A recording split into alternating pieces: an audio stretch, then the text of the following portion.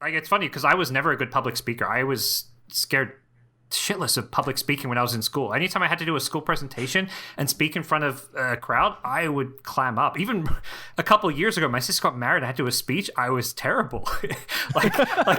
People don't believe me that I'm just a terrible public speaker, but it's so different when you're talking about something that and you're passionate about. Like, it's so bizarre that like for me even to think about like, oh man, how did I get into commentating when I'm just not a good public speaker? But I don't know.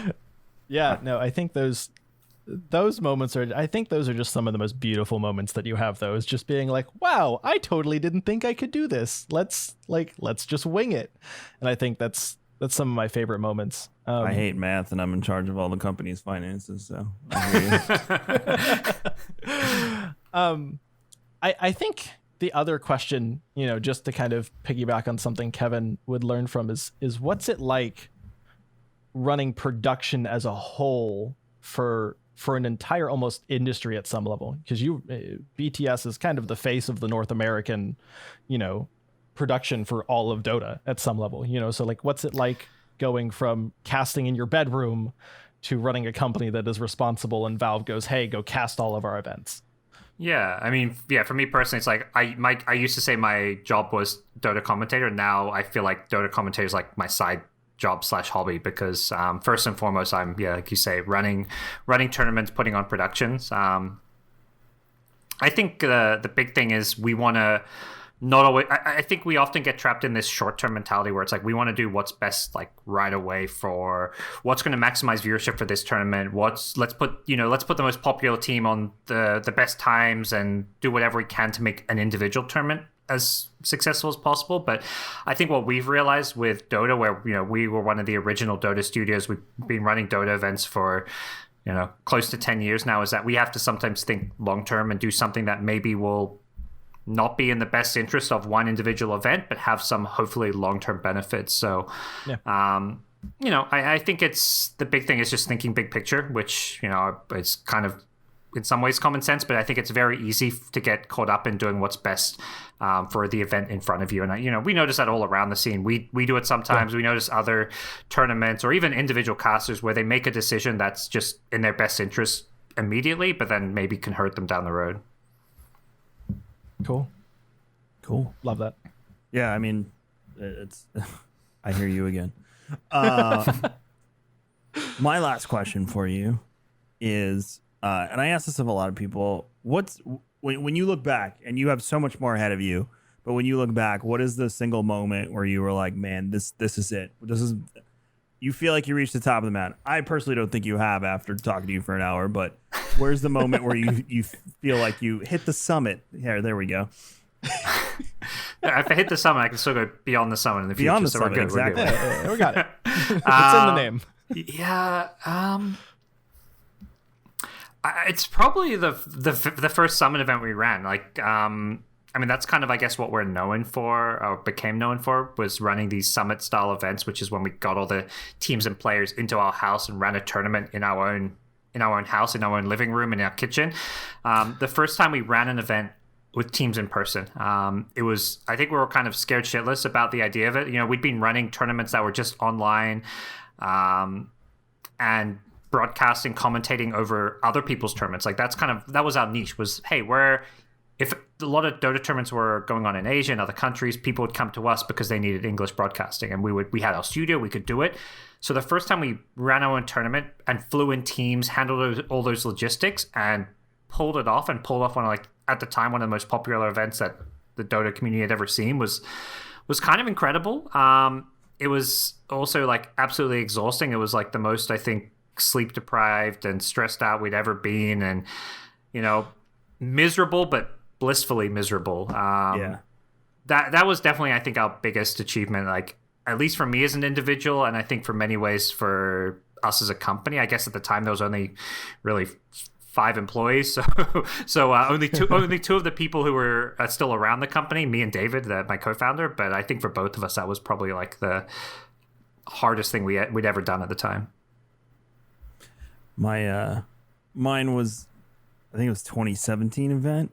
I was running around being a crazy person, and I took a moment. I was drinking some water, and my wife would follow me with chicken nuggets because I wouldn't eat anything the whole entire day. So she would just walk up and like be like, "Here, eat this," and try and shove it in my mouth because I don't eat during events. I'm so busy.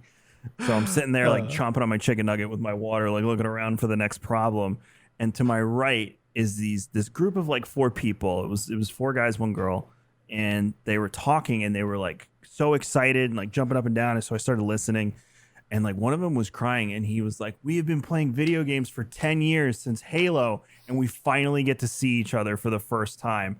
And I needed a moment. I like turned around because a tear fell out of my eye. I was like, "You made this happen. You made this happen."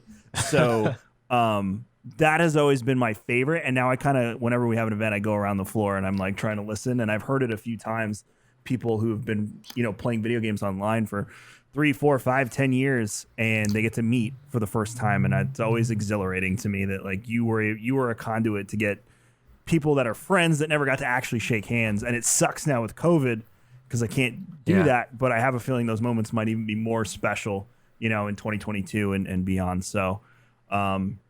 I have one more question just because you made me think of it. Kevin has his event Kevin face. He has this event Kevin mode of demeanor. Being where you don't mess with event Kevin. Person. You don't mess with event Kevin. Event Kevin, like if something's wrong, something's getting smacked down, like replaced signs, throw things. Is there anything that like when you're putting on an event yourself and you with your team that you just have this thing that everybody knows, like don't ask David about this, don't say, like is there anything like that you have that just is amusing to you at some level? Ooh. I don't think I have. I can't say I have anything that's directly comparable to that. I feel like I can modify the question. What's like? So we asked about your greatest achievement. What's your funniest, like, oh my god, maybe moment at one of, might have been broadcasting, might have been producing. What's that moment where you're just like, oh man, I can't believe I did that, or something like that? I mean, probably the worst experience was like I think it was our second summit event in our house. Was just we had computer after computer just failing on us. We had a PC partner that provided, I won't name them, but they provided a bunch of pre-built PCs for us, which was basically what we had. So we had 40 of these PCs, and they just kept on failing. We were just like, we were screwed, this, like, how are we going to run our event? So luckily only 10 were it's 5v5. So we only needed 10 for gameplay, but we had this practice area. So we just kept having to grab them. We kept getting backups.